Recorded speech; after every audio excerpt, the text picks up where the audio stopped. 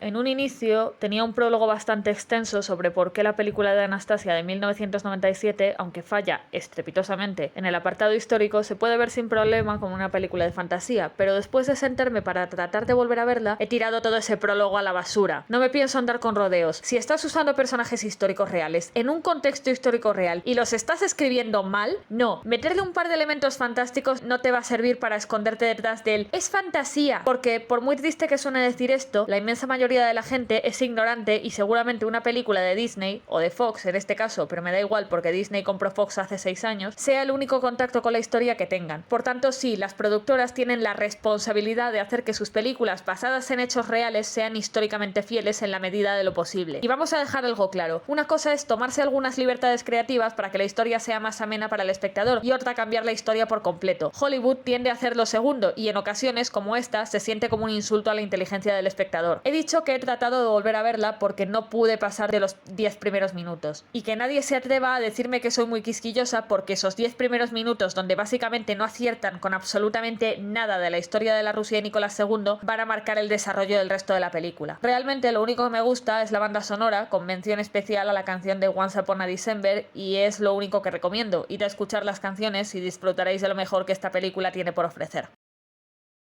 Creo que es justo empezar por lo básico. ¿Por qué esta película existe siquiera? Para cualquiera que no tenga conocimiento de la historia, solo para entretener, pero para el que sepa un mínimo de historia, el único propósito de esta película es blanquear a Anna Anderson, la mujer que es conocida por ser la impostora de la gran duquesa Anastasia Romanova, y a quien María Feodorovna y su familia siempre consideraron como tal. Los rumores de que Anastasia había sobrevivido comenzaron en 1920 cuando la policía berlinesa rescató a una joven suicida del río Spree, que fue ingresada en el hospital de Elisabeth de Lussoft, en el que fue registrada como señorita desconocida, pues se negó a revelar su identidad. Unos días después se empezaron a extender rumores sobre que ella era en realidad la hija menor del zar, que había conseguido escapar, y Anna Anderson, como finalmente fue identificada, se los creyó y comenzó a darles veracidad. La familia de Nicolás II, incluyendo su madre, María Feodorovna, denunció desde el primer momento que esa mujer era una impostora y pidieron que no se le hiciera caso. Es más, en 1927, el hermano de la zarina Alexandra, Ernesto Luis de Hesse-Darmstadt, financió una investigación privada que identificó a la mujer como Franziska Szankowska, una obrera polaca con una vida laboral y matrimonial complicada, por decirlo de forma suave, y un largo historial de problemas de salud mental como consecuencia, tales como depresión, ansiedad y tendencias suicidas. El caso estuvo en los tribunales alemanes durante décadas hasta que el juez dictaminó que Anna Anderson no había logrado demostrar de forma convincente que era Anastasia. Anna falleció en Virginia, en Estados Unidos, en 1989, y un análisis de ADN confirmó que, en efecto, su verdadera identidad era Franziska Szankowska. Aclaro que no culpo a Franziska por querer el dinero para poder tener una mejor vida y que tampoco simpatizo con los Romanov. De hecho, una película sobre la vida de Anna Anderson sí que habría sido y sería interesante, aunque no creo que pudiera ser para todos los públicos, pero es que esta película no va por ahí, lamentablemente.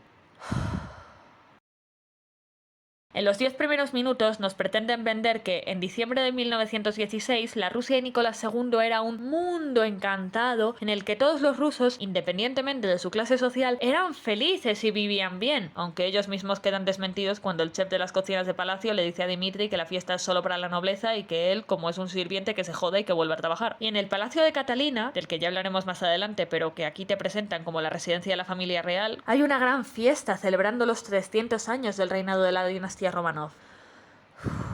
Desde la introducción de 1492, la conquista del paraíso, no veía tantas patadas a la historia en los primeros minutos de una película. Empezamos bien. Vamos a ir poco a poco. Nicolás II fue nombrado zar el 1 de noviembre de 1894, unas horas después del fallecimiento de su padre, Alejandro III, quien había sido un gobernante cruel y despiadado y había erosionado enormemente la popularidad de la monarquía. Nicolás II demostró no ser diferente a su padre. La guinda del pastel es que, además, demostró ser un inútil de manual, un poco como Fernando VII en España, aunque no sé si la comparación es justa para Fernando VII. Nicolás solo aceptaba los consejos de su esposa, Alexandra Feodorovna, quien era la hija del gran duque de Hesse y del Rin, Luis IV, y nieta de la reina Victoria del Reino Unido, de la que había heredado la hemofilia. Y Alexandra, por su parte, era una mujer muy reaccionaria y supersticiosa, que solo se dejaba aconsejar por el famoso y siniestro monje Grigori Rasputin, pues creía que podía curar a su único hijo varón, el príncipe Alexei. Ya hablaremos de esto más adelante. Veamos cómo era el mundo encantado de Nicolás II, ¿vale? Desde 1860 a 1913 1913, los zares trataban de preservar el antiguo régimen al mismo tiempo que intentaban que Rusia no se quedara atrás en la segunda revolución industrial. Rusia, por aquel entonces, tenía en torno a 160 millones de habitantes. El 75% eran campesinos y 3,5 millones eran trabajadores industriales, principalmente en Moscú, San Petersburgo, Donbass, la cuenca del Don y el Cáucaso. En 1913, la producción industrial suponía un 35% del PIB. La riqueza del país se concentraba en la familia real, la nobleza, el alto clero y la alta burguesía. El trabajo en la fábrica era de más de 10 horas diarias a cambio de salarios de miseria que apenas daban para satisfacer las necesidades básicas y pagar los elevados impuestos. La esperanza de vida del ruso de a pie era de apenas 35 años. La mayoría de los niños de capas bajas de la sociedad, en la mayoría de los casos, quedaban huérfanos y tenían que trabajar desde edades muy tempranas, para familiares o desconocidos que no los querían y eran o negligentes o abusivos con ellos. Y, debido a que la educación no era algo universal, sino reservado a las clases altas, el analfabetismo estaba muy extendido. Solo entre el 25 y el 30% de los rusos sabía leer y escribir, aunque para ser justa, esto no era algo exclusivo de Rusia, pasaba en muchos otros países de Europa en la época, bueno, de Europa y del mundo. Los campos de trabajo de Siberia ya existían en tiempos del zarismo, eran un tipo de condena penal por la comisión de ciertos delitos y tenían como segundo objetivo industrializar las áreas más remotas de Rusia, donde las condiciones eran muy extremas y no iban a mandar a personas honradas que no hubieran cometido delito alguno. Uno de estos campos fue el de Katorga. El gobierno de Stalin solo aprovechó un sistema que ya existía. Las condiciones mejoraron ligeramente respecto a la época zarista, de acuerdo con un informe de la CIA de 1950, desclasificado en 2010, que os dejaré en la descripción porque es bastante interesante, pero siguieron siendo muy duras y, de hecho, el historiador ruso Viktor Zemskov estimó que murieron en torno a 600.000 presos, por lo que, tras la muerte de Stalin, el presidente Nikita Khrushchev cerró los campos de trabajo.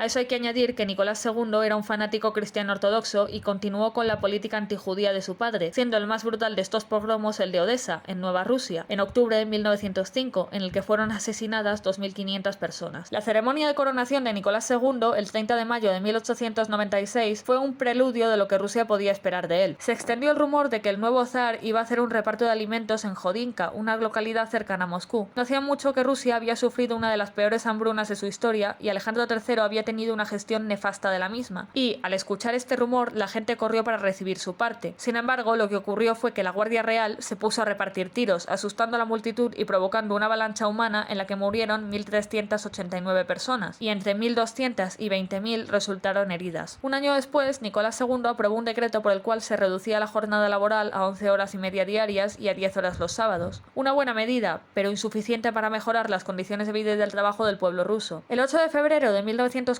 Japón atacó Port Arthur, el cual estaba bajo control ruso desde 1898, y 3 horas después le declaró la guerra a Rusia. Desoyendo las advertencias de sus ministros y sus consejeros, que decían que Rusia no estaba en condiciones de permitirse una guerra contra Japón, Nicolás II entró en la guerra, que concluyó con una esperable y decisiva victoria japonesa sellada con el Tratado de Portsmouth el 5 de septiembre de 1905. La guerra aumentó el hambre, pues el campo no tenía capacidad para proveer al mismo tiempo al pueblo y a los soldados, y la inflación, estancando la ya de por sí débil economía rusa. Es en este contexto que el 9 de enero de 1905 tuvo lugar en San Petersburgo una manifestación de más de 100.000 personas, iniciada por los trabajadores de la fábrica y encabezada por el pope Georgi Gapon. Sus demandas principales eran el aumento de salario a 2 rublos, pan para el pueblo y el cese de la guerra. Era una manifestación pacífica y nadie iba armado, pero esto no importó a Nicolás II, quien, nada más los manifestantes llegaron frente al Palacio de Invierno, ordenó a la Guardia Real abrir fuego contra ellos, dejando entre 1.000 y 2.000 muertos, niños incluidos, por cierto. Aquel día pasó a ser conocido como el Domingo Sangriento, y Nicolás II se ganó el apodo popular de El Sanguinario. En mayo de 1906, después de la derrota contra Japón en 1905 y la creciente oleada revolucionaria que se había iniciado en julio de 1903, Nicolás II terminó cediendo y aprobó una reforma política por la cual Rusia se convirtió en una monarquía constitucional con un parlamento bicameral, el Consejo de Estado, la Cámara Alta, y la Duma Estatal, la Cámara Baja. El zar elegía la mitad de los miembros de la primera y los diputados de la segunda los elegía el pueblo ruso mediante un sistema de elecciones indirectas. La Duma ostentaba el poder legislativo y podía cuestionar a los ministros, pero no podía destituirlos ni modificar la Constitución. Esa potestad quedaba reservada al zar. Además, el zar podía nombrar a todos los ministros y se reservaba el derecho de vetar leyes que emitiera la Duma si lo creía conveniente. Y si a eso le sumas que Nicolás solo se dejaba aconsejar por su mujer, que era contraria a cualquier tipo de reforma que pudiera beneficiar al pueblo y no quería ni oír hablar de la separación de poderes, pues tenemos que de poco servía que el pueblo ruso pudiera elegir a los miembros de la Duma. En diciembre de 1916, Rusia no tenía ni tiempo ni motivos para celebraciones. ¿Por qué? Bueno, pues por un detalle pequeñito, sin importancia, que esta película decide omitir por completo: la Primera Guerra Mundial. Nada, una tontería. Rusia entró en guerra oficialmente el 30 de julio de 1914, cuando Nicolás II anunció la movilización de tropas a la frontera con Austria-Hungría, después de que ésta le declarara la guerra a Serbia, culpándoles del asesinato del archiduque Francisco Fernando en Sarajevo. El día 31, Alemania declaró la guerra a Rusia. Por cierto, y en 1916 San Petersburgo se llamaría Petrogrado, ya que en 1914 se consideró que San Petersburgo sonaba demasiado alemán y no tenía sentido que la capital rusa tuviera un nombre tan germánico si Rusia estaba en guerra contra Alemania. Pero Rusia no estaba preparada para hacer frente a un conflicto a gran escala en Europa. La organización, armamento y estrategias del ejército ruso habían quedado anticuadas y tampoco tenía capacidad suficiente para fabricar nuevas armas. No tenía ninguna posibilidad frente a Alemania, que sí que había hecho los deberes, y no ayudó nada que el imbécil de Nicolás II insistiera en ser él el que dirigiera a las tropas, a pesar de que no tenía ni puta idea de temas militares. Así que no, en diciembre de 1916 Nicolás II no estaría atendiendo ningún tipo de baile real ni de festejo en el Palacio de Invierno, ni en el Palacio de Catalina, ni en ningún sitio, ya no solo porque no tuviera motivos, sino porque estaría en la base de Mogilov, dirigiendo los fracasos en el frente del este del ejército ruso, y alguna que otra victoria pírrica como la de la fortaleza de Sofía en agosto de 1915. Pero sí que tenía motivos, era el tricentenario de la familia Romanov, ¿recuerdas? Pues no, campeón, la película falla en eso también. El tricentenario de la familia Romanov tuvo lugar 3 años antes, concretamente el 21 de febrero, según el calendario juliano, de 1913. Las consecuencias de la Gran Guerra para Rusia fueron aún peores que las de la guerra contra Japón en 1905. Rusia no contaba con una red industrial moderna y eficiente para poder producir armamento nuevo para sus tropas, por lo que los soldados rusos iban al frente mal equipados y quedaban a merced del enemigo. La economía se derrumbó y los problemas de hambre se agravaron, ya que las técnicas agrícolas no daban abasto ni para alimentar al pueblo ni para alimentar a las tropas. Casi 3 millones de rusos, entre civiles y militares, perdieron la vida como consecuencia del conflicto. Concluyendo, la Rusia de Nicolás II no era tu típica fantasía medieval de cuento de hadas como este vómito de cabra que se hace llamar película pretende que te creas. Y juro que el próximo imbécil que me cite esta diarrea verbal en un debate serio, no sé lo que le hago. Siguiente.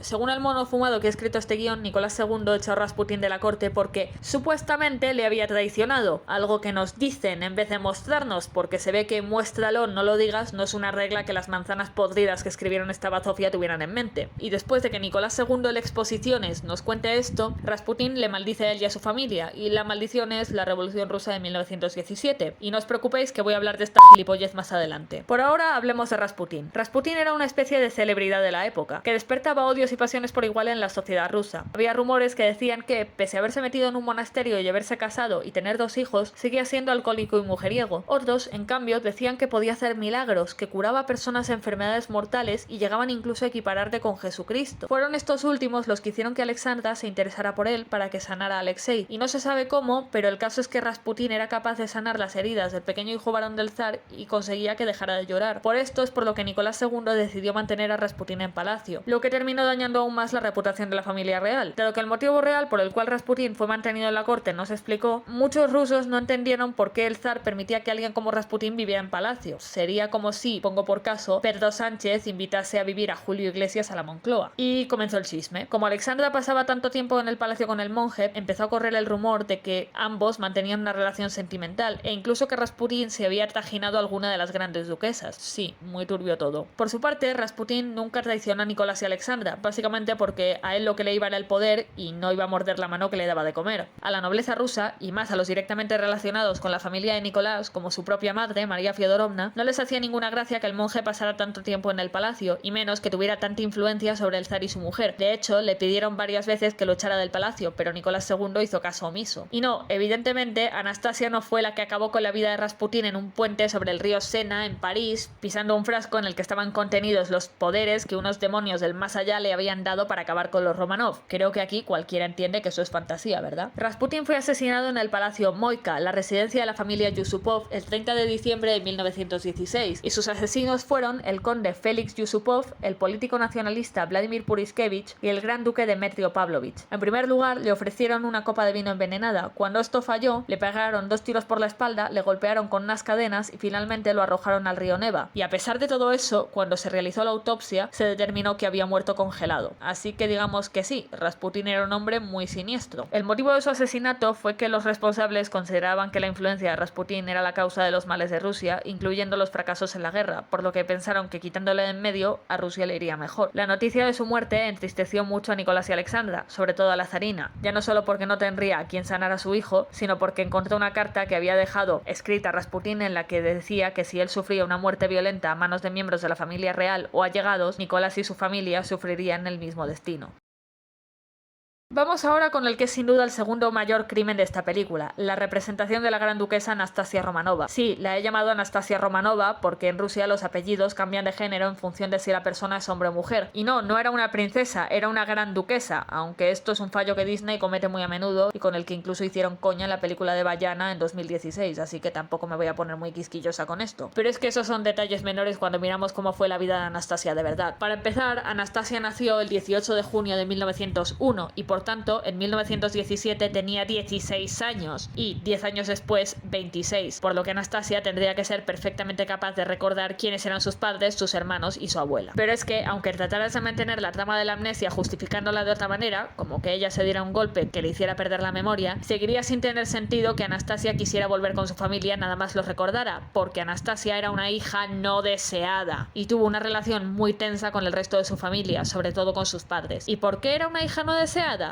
Pues por una cosita llamada leyes paulinas, un conjunto de leyes dinásticas que regulaban la sucesión al trono aprobadas por el zar Pablo I en 1797 y que reemplazaban a las leyes de Pedro I el Grande. Si en las leyes de Pedro I el zar podía designar libremente a su sucesor, fuera hombre o mujer o hijo suyo o no, las leyes paulinas establecían que únicamente el hijo mayor del monarca podía heredar el trono y que las mujeres solo podían acceder a la regencia cuando se hubieran extinguido todas las líneas masculinas legítimas. No eran tan sexistas como la ley sálica de los Borbones en Francia, pero seguían restringiendo enormemente el acceso al trono de las mujeres. Es decir, que por mucho que la canción de Un rumor en San Petersburgo, que es una caja de gusanos aparte que abriremos más adelante, insistan, no, Anastasia no era la heredera al trono de Rusia. En todo caso, poniendo que no hubiera ningún hombre con legitimidad para gobernar, que lo sabía, la heredera sería la hermana mayor de Anastasia, Olga Romanova. En 1901, Nicolás y Alexandra tenían ya 3 hijas, Tatiana, Olga y María, y para el cuarto bebé esperaban un varón que pudiera heredar el trono. De lo contrario, el siguiente heredero legítimo sería el hermano menor de Nicolás II, Mikhail Romanov. Así que cuando el 18 de junio nació Anastasia, sus padres se llevaron una decepción enorme. La cuidaron porque no les quedaba más remedio, pero nunca la quisieron, y se olvidaron pronto de ella cuando 3 años después nació su hermano pequeño, el príncipe Alexei. Anastasia, por consiguiente, creció marcando distancia con el resto de su familia, y, de acuerdo con los testimonios de los sirvientes de palacio, tenía un comportamiento muy poco apropiado para lo que se le requería a una princesa. Era desobediente y rebelde, y a veces incluso llegaba a pelearse con sus hermanas mayores. Eso sí, tenía talento para el arte y la música. Hubo algunos rumores de que ella estaba enamorada de su profesor de arte, otros dicen que era su profesor de música, y que en 1917 ambos se escaparon de Rusia y se fueron a Francia, donde empezaron una nueva vida. Pero estos también quedaron desmentidos cuando, tras la caída de la Unión Soviética en 1991, los cuerpos de los Romanov fueron exhumados y se hicieron pruebas de ADN, confirmando que Anastasia había muerto en Ekaterimburgo junto al resto de su familia. Por cierto, la Iglesia Ortodoxa rusa no se tomó nada bien la representación de Anastasia en esta película, ya que en 1981, la Iglesia Ortodoxa era una institución perfectamente legal en la Unión Soviética desde 1943, aunque estuviera separada del Estado. Fue canonizada como mártir junto al resto de su familia. Ah, y una cosa más, ¿qué es esa mierda que lleva puesta Anastasia cuando la vemos de nuevo en 1927? Acepto que la moda femenina rusa de los años 20 era humilde, pero no eran jodidos harapos, por el amor de Dios. Y por cierto, sí, Anastasia tenía un perrito llamado Jimmy, pero ni de coña lo habría llamado Puka, porque Pukat en ruso quiere decir pedo. En fin, gringos siendo gringos. Y no os preocupéis que de eso todavía queda en el vídeo. María Feodorovna era la menor de las hijas del rey Cristian IX de Dinamarca, y al contrario que el cabrón de su marido, Alejandro III, ella era una emperatriz muy querida, considerada una regente piadosa y prudente por el pueblo, en una época en la que la popularidad de la monarquía estaba por los suelos en Rusia, así que esto era decir mucho. Pero en 1917, después de hacerle una visita a su hijo en la base de Mogilov, al regresar a su residencia en Kiev, se dio cuenta de que Kiev había cambiado y ya no era bien recibida allí, por lo que partió con otros miembros de su familia a Crimea, donde residió hasta el estallido de la Guerra civil rusa. Fue entonces cuando su hermana, la reina Alejandra, la esposa del rey Eduardo VII de Reino Unido, le sugirió que se viniera a Londres con ella, por lo que María embarcó en el buque de guerra inglés HMS Marlborough y partió a Londres, donde estuvo residiendo durante algunos años. Pero se sentía un poco en la sombra de su hermana, ya que Alexandra seguía siendo reina consorte y ella ya no poseía ningún título real, por lo que, aunque no tenía mala relación con ella, acabó regresando a su Dinamarca natal, donde falleció a los 80 años en Copenhague en octubre de 1928. María Feodorovna nunca aceptó a Anna Anderson como la verdadera Anastasia, aunque sí es cierto que no fue hasta el final de su vida que aceptó el trágico destino que habían sufrido su hijo y sus nietos. De hecho, le pagó al investigador Nikolai Sokolov para que determinara las causas de la muerte del zar y su familia. Iban a reunirse en París para que Sokolov le diera los resultados de la investigación, pero su hija, Olga Alexandrovna, canceló la cita, pues ella los había visto con antelación y decidió que sería muy duro para una mujer anciana enterarse de tan trágica noticia. Para quien no lo sepa, San Petersburgo ha sido considerada desde su fundación como la Venecia del Norte, debido a su belleza arquitectónica y a sus canales, los cuales facilitan el comercio y la vida de la ciudad, levantada en la desembocadura del río Neva, uno de los ríos más importantes de Rusia. El centro histórico de San Petersburgo es considerado Patrimonio Cultural de la Humanidad por la UNESCO. Fue fundada en 1703 por el zar Pedro I, imitando el plano de Ámsterdam, pues era una ciudad que el antiguo zar de Rusia le gustaba bastante. Es una ciudad con una gran historia. Como Petrogrado fue el centro de la Revolución de febrero de 1917 y como Leningrado resistió durante 900 días el terrible asedio de los nazis durante la Segunda Guerra Mundial, hasta su liberación total en enero de 1944. La gente de San Petersburgo se siente tan orgullosa de la historia y la cultura de su ciudad hasta el punto de que, cuando Gazprom anunció que iba a construir un rascacielos para establecer su sede allá, se negaron en redondo e hicieron campañas para que se cancelase la obra del edificio, argumentando que dañaría el patrimonio de la ciudad. El Lacta Center finalmente fue construido en las afueras de San Petersburgo sin dañar el casco histórico. Bien, pues lamento informaros que en esta puta mierda no vais a ver ni un poquito de toda la belleza de San Petersburgo. Solo vais a ver una mancha marrón llena de humo de fábricas y de gente con cara de ajo, la cual se nota que ni siquiera quiere estar allí. Brillante. Lo único que parece que está bien en toda esta mierda es el Palacio de Catalina, pero ojo, porque no era la residencia de la familia real, eso era el Palacio de Invierno, que esta película decide omitir por completo, sino la residencia de verano, y los cuatro reflectores apuntando al cielo como si eso fuera la gala de los Oscars sobraban. Y dudo mucho que en 1927 estuviera sido abandonado y tan mal cuidado, porque 4 años antes había sido convertido en un museo, por lo que tendría bastante mejor seguridad y no estaría lleno de vagabundos y de saqueadores. Podéis opinar lo que queráis de si la gestión económica y política del Partido Comunista de la Unión Soviética fue mejor o peor, pero lo que no podéis decir, bajo ningún concepto, es que eran enemigos de la cultura, porque eso supone un alegre embuste. En Rusia no hubo una revolución cultural como en China. El momento en el que Anastasia, Dmitri y Vladimir cogen un tren para ir al puerto y de ahí coger un barco que les lleve a París, ya de entrada es una estupidez, porque San Petersburgo es una ciudad portuaria, o sea que se podían haber ahorrado el tren, y ese momento muy cringe en el que Vladimir se queja de que ahora los pasaportes son rojos en vez de azules, aunque admito que representa bastante bien el nivel intelectual de los anticomunistas. Pero la estupidez gringa no acaba ahí, porque en un momento vemos que están a 30 kilómetros de Estrasburgo, es decir, que están llegando a Francia, pero cuando nos muestran el mapa vemos que se van hasta Stralsund, que está al norte de Alemania, para coger un barco e ir a París. A ver, aquí hay dos opciones. A, se dieron cuenta de que si seguían la ruta hacia Estrasburgo la película les iba a quedar muy corta y necesitaban alargar el tiempo de metraje. O B, no tienen ni puta idea de dónde queda Estrasburgo y como tiene Burgo al final, se creyeron que está en Alemania y por eso lo de Estrasburgo a 30 kilómetros. Personalmente, teniendo en cuenta que estamos hablando de una película gringa y sabiendo que los gringos son unos catetos en geografía, me inclino por la B.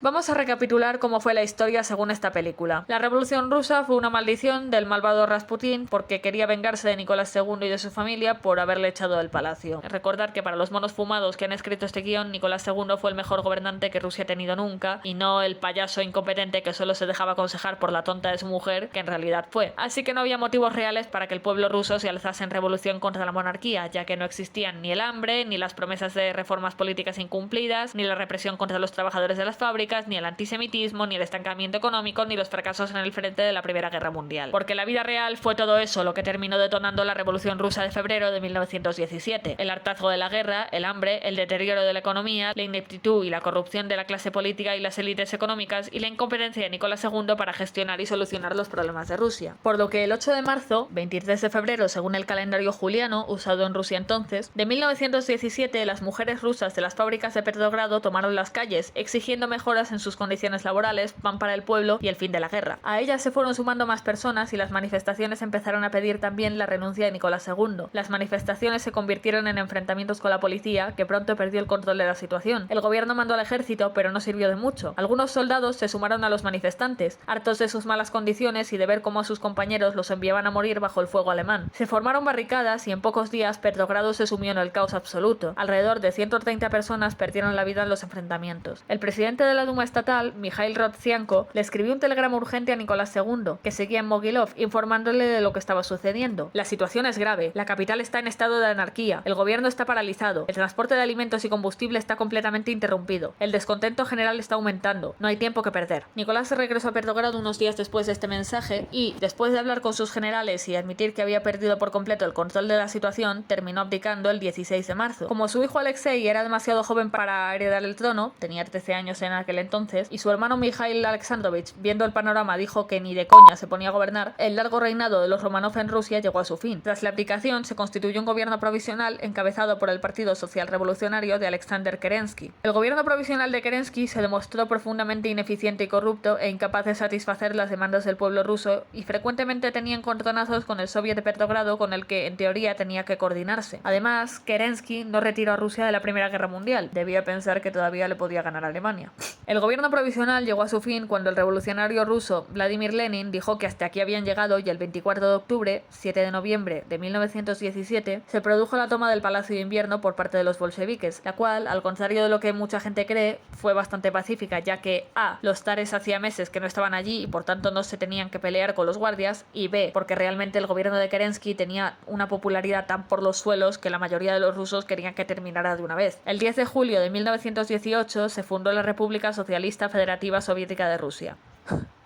Bueno, es bastante divertido tratar de decir eso 5 veces deprisa. Los Romanov serían finalmente fusilados el 17 de julio de 1918 en Ekaterimburgo por orden del Soviet de los Urales, en plena guerra civil contra los blancos, seguramente debido al temor de que los realistas los recuperaran y los restauraran en el poder en caso de que ellos ganaran la guerra. Al final la perdieron, sí, pero a priori no estaba tan claro. Lenin no se tomó nada bien esta decisión, pues el plan era juzgar a Nicolás y Alexandra por sus crímenes contra el pueblo ruso, no ejecutarlos, y mucho menos a los niños, que no tenían la culpa para nada de lo que hubieran hecho sus padres. Pasan 10 años y ahora estamos en 1927 y parece que quieren dar a entender que la situación en Rusia va mal debido a los planes quinquenales, cuando el primer plan quinquenal no se inició hasta 1928, es decir, un año después de los eventos de la película. En 1927 seguía vigente la nueva política económica, un modelo de producción de economía mixta iniciado por Lenin para relanzar la economía, la cual había quedado en ruinas tras la guerra civil rusa. Y, aunque la NEP dio buenos resultados macroeconómicos y sacó a Rusia de la crisis, no conseguía acabar con la pobreza y las desigualdades ni avanzar en la más que necesaria modernización del país. Por este motivo se decidió abandonar la NEP y empezar los planes quinquenales, de los que podemos hablar con más detalle en otro momento. Y sí, había represión y censura como en todos los demás países en la época. En Estados Unidos, mismamente, aún había leyes de segregación racial y en algunos estados permitían linchamientos públicos a afroamericanos. O sea que la boquita cerrada, gringos. Y antes de terminar, en 1924 la ciudad pasó a llamarse Leningrado. O sea, esa canción de Un rumor en San Petersburgo debería ser en realidad un rumor en Leningrado. Como no soy de esas que le va diciendo a los demás aquello por lo que deberían sentirse ofendidos, he buscado qué reacciones tiene esta película en los rusos, así que a continuación os voy a dejar con las opiniones de internautas rusos sobre la película de Anastasia para que os hagáis una idea de si la película les parece bien o mal.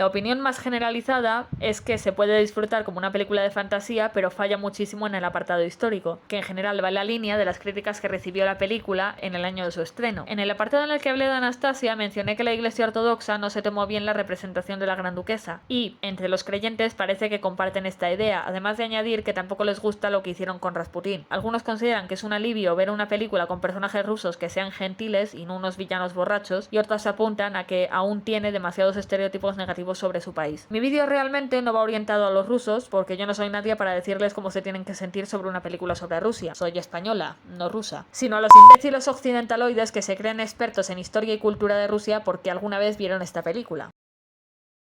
Ha llegado el momento de calificar la película de Anastasia. Yo suelo valorar mucho 5 cosas a la hora de ponerle nota a una película: los personajes, la historia, el mensaje, la banda sonora y la ambientación. En esta ocasión, el único personaje que me gusta realmente es Dimitri, pues es el único personaje que es completamente original de la película y, por tanto, su trasfondo puede ser el que sea. Pero Anastasia está mal escrita, Vladimir me resulta molesto y Rasputín es absolutamente inverosímil como villano principal. En cuanto a la historia, no puedo ignorar que sería completamente diferente si la ambientación estuviera bien hecha y, como hemos estado viendo, no lo está. Aparte, tiene unos cuantos baches argumentales. El mensaje está bastante bien, saber de dónde vienes para saber a dónde vas, pero la historia y la ambientación no funcionan para transmitirlo. Y, por último, queda la banda sonora que, como dije al principio del vídeo, es lo único que realmente me gusta y que recomiendo. Por tanto, el veredicto final es un 2 de 10. Solo se salva de coronar la lista de las peores películas que he visto en mi vida porque hay una que es todavía peor. Dejadme en comentarios cuál creéis que puede ser. Si queréis ver una película histórica sobre el último zar de Rusia, Nicolás y Alexandra está muchísimo mejor, y eso que se estrenó en 1971, después de la década más tensa de la Guerra Fría. Tiene cierto tonito rusófobo y anticomunista, pero sorprendentemente muchísimo menos que Anastasia, y apenas le han encontrado roles históricos. Mis sentimientos hacia Anastasia son más o menos los mismos que tengo sobre la película de Pocahontas de 1994. Los personajes y los hechos históricos no están para hacer películas de fantasía, están para aprender.